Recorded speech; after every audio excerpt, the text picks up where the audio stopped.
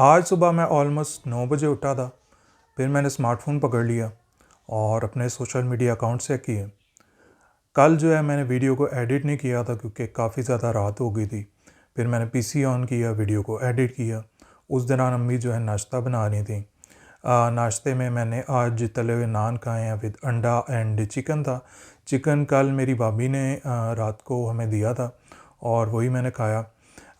तले हुए नान इसलिए खाए क्योंकि अम्मी ने जो आटा है फ्रीज़र में रख दिया था। अक्सर अम्मी इस तरह कर देती हैं तो आटा फ्रीज़ हो जाता है, फिर बाहर से नान ही मंगाने पड़ते हैं, इसलिए तले हुए नान खाए। नाश्ते के बाद अम्मी अब्बू ने बैंक जाना था कुछ पैसे लेने, तो फिर अम्मी का मैंने चेक लिखा और अभी थोड़ी देर पहले अम्मी अब्बू बाहर गए हैं। और अभी जो है मैं पीसी ऑन करूँगा और जो वीडियो है उसको अपलोड करूँगा यूट्यूब पर।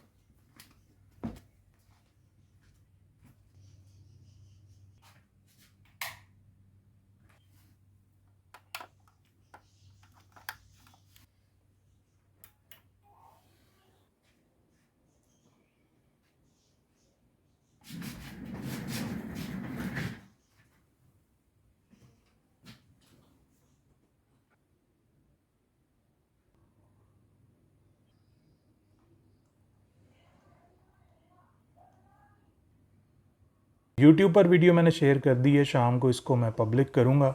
आज मैं कुछ आपको मूवीज़ अगेन रिकमेंड करूँगा और आज की मूवीज़ अबाउट जुडिशरी। वैसे मैंने ज़्यादा जुडिशरी के ऊपर मूवीज़ नहीं देखी, कुछ ही मूवीज़ देखी हैं। एक मूवी है जी द जज, ये काफ़ी अच्छी मूवी है, जब ये न्यू आई थी तभी मैंने देखी थी। और एक केस होता है इसमें, उसके ऊपर सारी मूवी चल रही होती है, बहुत अच्छी मूवी है। फिर एक और टॉम क्रूज़ की मूवी है द फर्म, ये भी अच्छी मूवी है।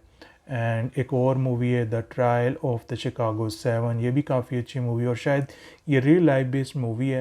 ये भी नेटफ्लिक्स पर मैंने देखी थी जब ये न्यू आई थी। उसके अलावा द लिंकन लॉयर भी शायद एक मूवी है या सीरीज़ है, मैं श्योर नहीं हूँ। वो भी उसका नाम सुना है लेकिन मैंने वो देखी नहीं है। खैर गेन मैंने कोर्ट्स की मूवी ज़्यादा देखी नहीं है, बट जितनी भी मैंने अभी तक मूवीज़ देखी उनमें जो द जज है ये मुझे सबसे ज़्यादा बेहतर लगी, अच्छी लगी। तो ये थी कुछ अच्छी मूवीज़ अबाउट जुडिशरी। आज मैं थोड़ी जजेस के ऊपर बात करूँगा। वैसे डेवलप कंट्रीज़ की बात करें तो वहाँ के जो सारे इदारे हैं वो ऑलमोस्ट ऑनेस्टी के साथ काम करने की कोशिश करते हैं। वहाँ पर भी गलत लोग ज़रूर होते हैं, करप्ट लोग ज़रूर होते हैं, और अगर उनकी करप्शन पकड़ी जाए, चाहे वो किसी भी इदारे से हो, चाहे वो जजेस हों, पुलिस हो, इंटेलिजेंस एजेंसीज़ में हो, फ़ौज में हो, या पॉलिटिशियंस हो, प्राइम मिनिस्टर हो, प्रेसिडेंट हो, अगर वो किसी भी क्राइम में पकड़ा जाए, उसकी करप्शन साबित हो जाए, तो उसे बड़ी बड़ी सज़ाएं भी मिलती हैं, जेल में भी जाना पड़ता है और बड़े बड़े अमाउंट के जुर्माने भी भरने पड़ते हैं। एंड इवन वहाँ के जो जजेस होते हैं उनके ऊपर भी अगर कुछ गलत साबित जो हो जाए तो उनको भी सज़ाएं मिलती है। इसलिए जो डेवलप कंट्रीज़ की जो ख़ास तौर पे जुडिशरी है वो बहुत ही ऑनेस्टी के साथ काम करने की कोशिश करती है, क्योंकि उन्होंने इंसाफ करना होता है और वो किसी के प्रेशर में भी नहीं आते, ना ब्लैकमेल होते हैं। गलत लोग हर जगह होते हैं, लेकिन जो डेवलप कंट्रीज़ होती हैं वहाँ पर इतनी ज़्यादा करप्शन नहीं होती और गलत लोग नहीं होते।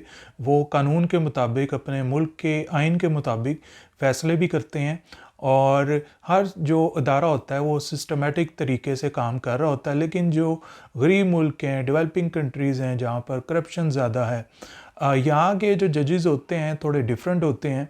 हर जज यहाँ पर भी बुरा नहीं होता, हर जज यहाँ पर भी करप्ट नहीं होता, लेकिन मोस्टली जो जजेस होते हैं वो करप्ट ही होते हैं। ख़ास तौर पे जो बड़े ओहदों पे बैठे होते हैं, जिनके पास बड़े बड़े केसेस आते हैं, जैसे कि पॉलिटिशियंस के, बड़े बड़े बिजनेसमैन के, ये वाले जो जजेस होते हैं ये पॉलिटिशियंस के प्रेशर में आ जाते हैं, फ़ौज के प्रेशर में आ जाते हैं। अगर फ़ौज कंट्रोल में हो या फ़ौज पूरे मुल्क में कोई यरगमाल जिसने बनाया हो और ज़्यादा कंट्रोल फ़ौज का हो, तो फ़ौज जो है हर किसी इदारे को कंट्रोल करती है, इस तरह जजेस को भी कंट्रोल करती है। अपने मर्ज़ी के फ़ैसले जजेस के थ्रू दिलवाए जाते हैं और केसों को लटकाया जाता है। सालों साल केस जो है लगे रहते हैं और इवन किसी बंदे के ऊपर गलत भी केस हो उसको भी जेल में बंद किया जाता है और उसे बस उसके साल बेसिकली बर्बाद किए जाते हैं। तो जो पावरफुल फ़ौज होती है या पावरफुल पॉलिटिशियंस होते हैं ये जजेस को कंट्रोल करते हैं। और अगर कोई जज ऑनेस्टी के साथ काम करना चाहे, वो फ़ौज का भी प्रेशर नहीं ले रहा, वो किसी पावरफुल पॉलिटिशियंस का भी प्रेशर नहीं ले रहा, तो फिर जो पावरफुल फ़ौज होती है या अगर हुकूमत में कोई पावरफुल पॉलिटिशियन है, वो क्या करते हैं, वो इंटेलिजेंस एजेंसीज़ का यूज़ करते हैं। वो इंटेलिजेंस एजेंसीज़ के थ्रू उस जज की जो फ़ोन है उसको टैप करते हैं, उसके स्मार्टफोन के कैमरे के थ्रू उसे देखते हैं, वीडियोस बनाते हैं। फिर जो लैपटॉप होता है उसके कैमरे के थ्रू वीडियोस बनाते हैं, ऑडियो को रिकॉर्ड करते हैं। इसी तरह स्मार्टफोन से भी ऑडियो को रिकॉर्ड करते हैं। और जो स्मार्ट टीवी होता है उसके थ्रू भी ऑडियो को रिकॉर्ड करते हैं, कॉल्स को रिकॉर्ड करते हैं, चैट्स को देखते हैं। और इवन जो जजेस की जो बेटियां होती हैं, बीवी होती हैं, बहनें होती हैं, फैमिली मेम्बर्स होते हैं, उनकी गैर अखलाकी वीडियोस को बनाते हैं। इवन जो जजेस होते हैं उनकी भी गैर अखलाकी वीडियोस को बनाते हैं। और फिर उन वीडियोस के ज़रिए, ऑडियोस के ज़रिए इन जजेस को ब्लैकमेल किया जाता है, दबाया जाता है और अपनी मर्ज़ी के फ़ैसले दिलवाए जाते हैं या केस को लटकाया जाता है। एंड कुछ लोग तो प्रेशर में आ जाते हैं, बट जो नहीं आते फिर उनको या तो मार दिया जाता है या किसी केस में फंसा कर उन्हें अंदर कर दिया जाता है, या फिर उनकी फैमिली मेम्बर्स की या उनकी अपनी वीडियोस को लीक कर दिया जाता है। ये एजेंसीज़ करती हैं, खुद ही वीडियो बनाती हैं और खुद ही उनको रिलीज़ करती हैं। और जो करप्ट जजेस होते हैं उनको ख़रीदना आसान होता है। पॉलिटिशियंस उनको पैसा खिला देते हैं और अपनी मर्ज़ी का जो फ़ैसला है वो उनके ज़रिए केसेस में करवा देते हैं, या किसी केस को लटकवाना हो वो भी करवा देते हैं। और इवन कुछ केसेस में तो सज़ाए मौत भी किसी को करवा देते हैं। और जिस मुल्क पे ज़्यादा कंट्रोल फ़ौज का हो, फ़ौज भी जो करप्ट जजेस हैं उनको अपनी मर्ज़ी का फ़ैसला करवाने के लिए बोलती है और सज़ाए मौत भी कुछ लोगों को सुना देती है या केस को लटकवाती भी रहती है। और जो गरीब मुल्क होते हैं, डेवलपिंग कंट्रीज़ होती हैं, और जिन मुल्कों में मजहबी दहशतगर्दी होती है, यहाँ पर ढेर सारे फेक जो तौहीन मज़हब के केसेस होते हैं वो माइनॉरिटीज़ के लोगों के ऊपर होते रहते हैं डेली बेसिस पर। और जब केस हो जाता है तो पूरा जो गवर्नमेंट का सिस्टम होता है उस मिनॉरिटी के बंदे के पीछे और उसकी फैमिली के बंदे के पीछे पड़ जाता है और उसके ऊपर केस साबित करने की कोशिश करता है।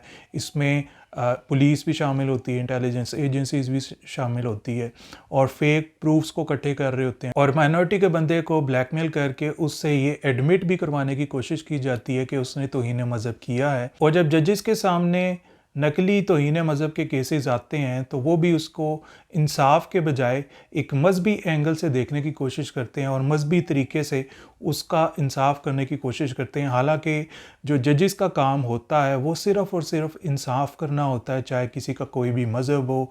और अगर वो किसी मुल्क का सिटीज़न है तो उसको उसके पास राइट्स होते हैं, उस राइट्स के मुताबिक उसके साथ इंसाफ होना चाहिए और जजेस को इंसाफ करना भी चाहिए। लेकिन जब फेक तौहीन मज़हब का केस आता है तो जजेस क्या करते हैं, वो उसको रिलीजियस वे में देखने की कोशिश करते हैं और केस को लटकाते रहते हैं। इस तरह जो माइनॉरिटी का बंदा होता है, विक्टिम होता है या बंदी विक्टिम होती है, उसके साल बर्बाद होते रहते हैं, वो सालों साल जेल में रहते हैं और केस बढ़ता जाता है, उसका फ़ैसला भी नहीं हो रहा होता, ना प्रूफ हो रहा होता है। जजेस फेक तौहीन मज़हब के केसेस को खुद जान के लटकवाते हैं और जो वकील प्रेजेंट कर रहा होता है केस उसको टिप्स भी देते हैं कि आपने ये बोलना है, इस तरीके से हमारे सामने केस को प्रेजेंट करना है, फिर हम केस को लंबा खींचेंगे, तारीख पे तारीख देंगे। और इवन जजेस ये भी बताते हैं कि कैसे अपने प्रूफ को इकट्ठा करना है, कैसे मजबूर करना है इस माइनॉरिटी के बंदे को कि ये खुद से एडमिट कर दें या इसके ऊपर साबित हो जाए तौहीन मज़हब का केस, ताकि फिर हम सज़ाए मौत जो है तौहीन मज़हब के केस में माइनॉरिटी के बंदे या बंदी को दे सकें। लेकिन अगर वो केस मीडिया पे आ जाए, ख़ास तौर पे सोशल मीडिया पे आ जाए, मीडिया वाले तो ये इन चीज़ों को दबाते हैं, लेकिन जब सोशल मीडिया पे आ जाए और वायरल हो जाए फिर ज़ाहिर सी बात है मीडिया पे भी आता है। और जब ऐसा हो तो फिर जो जज होता है उसको इंसाफ ही करना पड़ता है, फिर उसको मजहबी एंगल से केस नहीं देखना पड़ता, फिर उसको इंसाफ के मुताबिक केस को देखना पड़ता है। और जो मोस्टली माइनॉरिटी के लोग होते हैं, जब टीवी पे उनका केस आ जाए, सोशल मीडिया पे आ जाए, न्यूज़ में आ जाए तो उन्हें इंसाफ मिलता है और उन्हें छोड़ा ही जाता है। लेकिन उस प्रोसेस में कई कई लोगों के सालों साल बर्बाद हो जाते हैं, कई कई साल उन्हें जेल में बंद किया जाता है, टॉर्चर किया जाता है, उनके सामने उनकी मजहबी किताबों को जलाया जाता है, उस पर पेशाब किया जाता है और ये पुलिस वाले करते हैं। वैसे एक चीज़ मैंने आपको पहले भी बताई थी कि मैं कभी कभी मल्टीपल रिलीजन्स को पढ़ता हूँ और दूसरे मज़ाहिब को समझने की कोशिश करता हूँ, दूसरे मज़ाहिब के जो लोग हैं उनको समझने की कोशिश करता हूँ। और एक चीज़ मैंने नोटिस की है, एक चीज़ मैंने सीखी है कि हर मज़हब जो है अच्छा इंसान बनने को कहता है, झूठ ना बोलने को कहता है और इंसाफ करने को भी कहता है। एंड जो जजेस का काम होता है, इनका काम सिर्फ इंसाफ करना होता है, किसी की साइड लेना नहीं होता। लेकिन जब माइनॉरिटीज़ का केस आता है तो ये एक तरफ़ा फ़ैसला देने की कोशिश करते हैं और जो रियलिटी होती है, जो सच्चाई होती है, उसको देखने की कोशिश भी नहीं करते। और अगर नज़र भी आ रहा हो तब भी उसको इग्नोर करते हैं और रिलीजियस एंगल से उस फैसले को देने की कोशिश करते हैं, इंसाफ नहीं करते। इवन उनका अपना मज़हब भी यही कहता है कि इंसाफ किया जाए और वो अपने जो मज़हब की बात है उसको भी तस्लीम नहीं करते, इंसाफ नहीं करते। जो सच नज़र आ रहा होता है, जो सबूत नज़र आ रहा होता है, उसको इग्नोर करते हैं, करप्शन करते हैं और झूठे फैसले देते हैं, केसों को लटकाते हैं। तो जिन जजेस को हम समझते हैं कि ये इंसाफ करने वाले लोग हैं, ये भी पाक साफ नहीं होते, इनमें भी काली भेड़ें होती हैं। और जो ख़ास तौर पे गरीब मुल्क है, डेवलपिंग कंट्रीज़ हैं और जिन मुल्कों में रिलीजियस टेररिज्म है, ऐसे मुल्कों के हर इदारों में ऑलमोस्ट रिलीजियस एक्सट्रीमिस्ट होते हैं। और अगर कोई मिनॉरिटी का केस आ जाए तो वो उसको रिलीजियस वे में देखते हैं और कत्ल करना चाहते हैं बस किसी भी सिनेरियो में उस बंदे या बंदी को जो माइनॉरिटीज़ का हो। और ख़ुद करप्शन भी करते हैं, झूठे फैसले भी देते हैं, रिश्वतें भी लेते हैं। तब उन्हें अपने मज़हब का ख्याल नहीं आता, लेकिन जब माइनॉरिटीज़ का बंदा देख लें तो तब उनके अंदर मज़हब के बम धमाके होने शुरू हो जाते हैं।